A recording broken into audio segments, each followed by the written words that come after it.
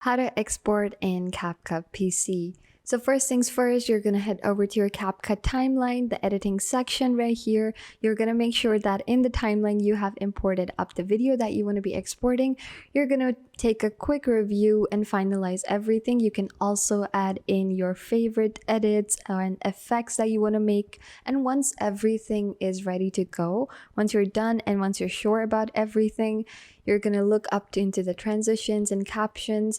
Then if everything is ready and you're ready to export, what you're going to do is you're going to simply head over to the green button, big green button that says export, and you're simply going to click on it.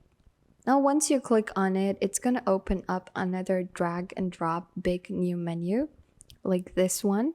And basically, you have the option to change up the title, export it off to a specific location, and check into the resolution that you want to export the video off to, the codec, the format, even the frame rate. Once all of that is done, you can also change in the title. For example, I'll set that off to sample. And I'm going to select the location I want to do it off to. And once all of that is done, all I'll have to simply do is click on export. And that way I have successfully exported a video off of CapCut PC.